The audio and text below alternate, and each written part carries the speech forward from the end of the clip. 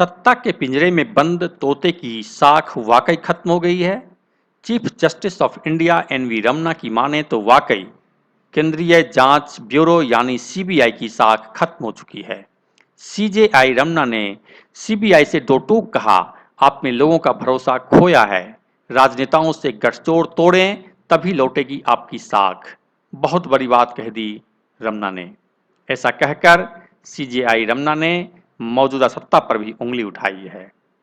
इससे पहले मद्रास हाईकोर्ट भी कह चुका है कि केंद्रीय जांच ब्यूरो को केवल संसद को रिपोर्ट करने वाला स्वायत्त निकाय होना चाहिए। पिछले साल 17 अगस्त को कोर्ट ने कहा था, सीबीआई को सीएजी की तरह होना चाहिए जो केवल संसद के प्रति जवाबदेह हो। मौजूदा व्यवस्था में बदलाव करने की बात करते हुए 12 पॉइंट्स के निर्देश में कोर्ट ने कहा था, यह आदेश पिंजरे में बंद तोते को रिहा करने का प्रयास है। याद हो तो साल 2013 में कोल ब्लॉक आवंटन मामलों की सुनवाई के दौरान सुप्रीम कोर्ट ने सीबीआई पर टिप्पणी की थी और उसे पिंजरे में बंद तोता के रूप में वर्णित किया था।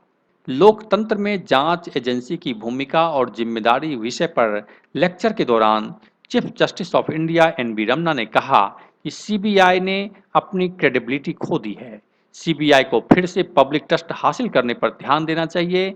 जस्टिस रमन्ना ने कहा, अगर आपको फिर से क्रेडिबिलिटी हासिल करनी है तो सबसे पहले राजनेताओं से गठजोड़ तोड़ना होगा और साख वापसी के लिए फिर से काम करना होगा। जस्टिस रमन्ना ने कहा, वक्त के साथ पॉलिटिकल एग्जीक्यूटिव बदलते रहेंगे, लेकिन आप यानी सीबीआई परमानेंट हैं।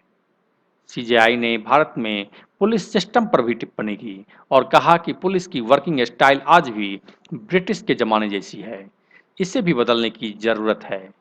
चीफ जस्टिस ने यह भी कहा कि सीबीआई सहित सभी जांच एजेंसियों को एक छत के नीचे लाने की जरूरत है और इसके लिए एक ऑटोनोमस जांच एजेंसी बननी चाहिए जिसकी जिम्मेदारी एक इंडिपेंडेंट पर्सन को दी जाए।